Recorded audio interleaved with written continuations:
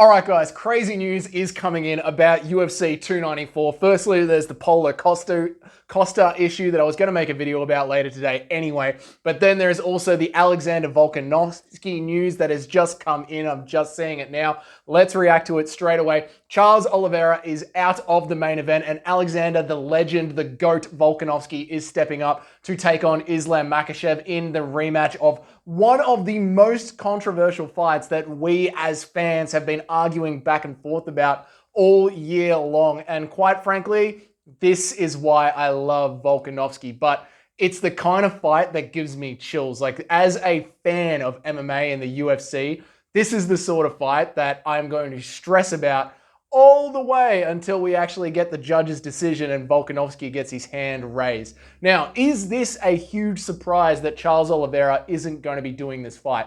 I don't think so. If you guys have really been plugged into the sport, maybe if you're not as closely watching it as we do, but I mean, if you're watching this channel, you're probably watching this sport very, very closely, guys. If you've been watching the sport nice and closely, you know that Chael Sonnen has been saying for weeks, Oliveira's not fighting. Oliveira's not fighting. Oliveira's told us heaps of times he's not fighting. Oliveira isn't fighting. And it turns out, Chael Sonnen, undefeated, Oliveira is not fighting. Now, I haven't read why. I'm not sure why Charles Oliveira isn't fighting. I'm sure it's a good reason, not because he just doesn't want that rematch right now in Abu Dhabi. I mean, they're going into the Lion's Den. Like, Islam Makhachev has easily got the home ground advantage there.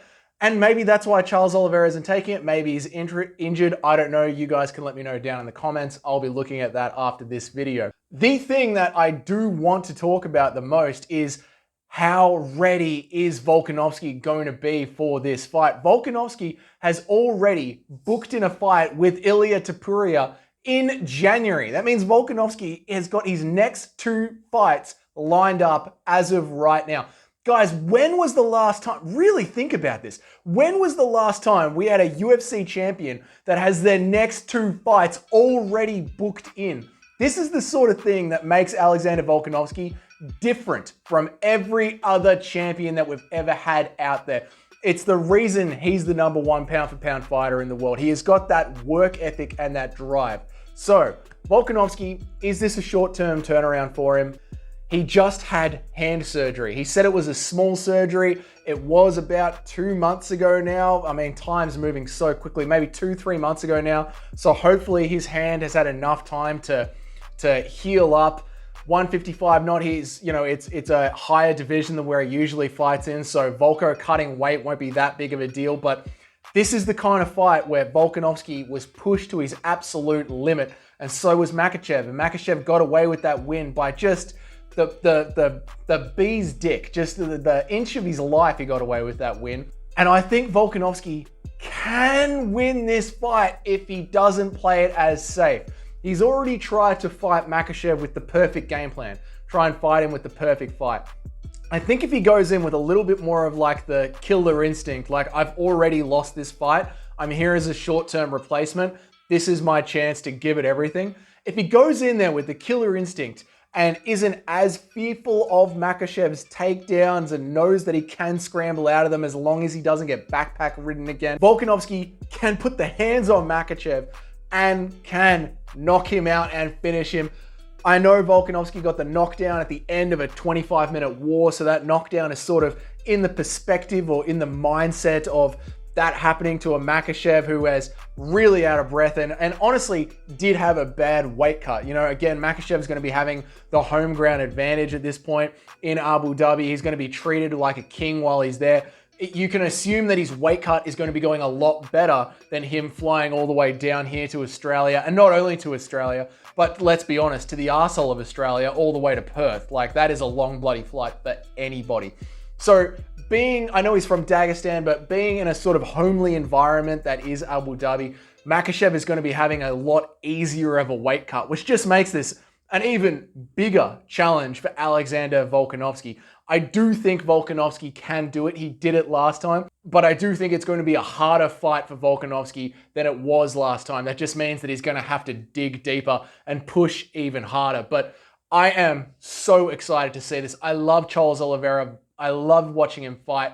I do think that this rematch was going to be hard for him, and it did sound like it was a fight that he didn't want to take. So I am happy that he is not going to be fighting, and I did want to see the Volkanovski rematch, so I'm equally as happy that we're going to be getting that. So overall, now that we have this new main event, let's just sit with it. I'm happy with it. I think it's a better main event now that we've got this one. The second thing that I wanted to talk about, and we could have the answer to this question by the time this video goes up, right? Paulo Costa, is he in or is he out? Paulo Costa came out, he had a staph infection, surgery here on the elbow, they had to cut it out. There's 3 weeks left until the fight. Paulo Costa has said to the fans that I will be fighting no matter what, but a doctor could pull him from that fight. And also, Paulo Costa has terrible weight cuts. And I don't know about you guys, but if you're 6 weeks out from a fight and you got really bad staph infection, 5 weeks out from a fight, really bad staph infection, 3 weeks out from a fight, your staph infection's so bad you've got to do surgery, then you do the surgery, now you got 3 weeks until the fight. How are you going to be cutting the weight that you need to cut if you're Paulo Costa, right? As well as, how is your body holding on to the fluids, holding on to the minerals, holding on to the food? How are you recovering from actually going under the knife? These are hard questions that Paulo is going to have to face, and I don't know if he'll be able to do it, as in cut the weight, heal up properly to be taking takedown defense and scrambles up against the gritty UFC mat. I don't know if a doctor's going to clear him for that. I don't think that this fight is going to happen. So I am making this video before we get the news. Dana White just finished his press conference and said we could know within a matter of hours, but if I was a betting man, I would be betting that Paulo Costa is not going to be making it to fight Khamzat Chimaev. And what do you do with that? How do you save that fight? Well, I was thinking about this today because I was going to make a video on it anyway. I think the UFC needs to call up Bo Nickal and throw him in there. Look, Bo Nickal, they're protecting him. They want to build him as his career builds on, but I think taking this fight as a short-term fight, it's still a winnable fight for him. It's a competitive fight for him. It's a fight that we, the fans, would like to see. And if Bo Nickal loses that fight, I don't think he loses any stock in the fans' eyes. You know, I think we can all admit, like, he's still fairly early in his MMA career. Plus, he took the Chimaev fight in short notice. You could rematch that fight in a year's time, or after another 3 wins. Bo Nickal, like, you put the Chimaev loss behind you. You know what I mean? Like, the narrative can be built around the Chimaev loss. We can still protect Bo Nickal and save 294 at the same time. And then imagine if Bo Nickal actually beats Khamzat Chimaev in Abu Dhabi, like, on short notice.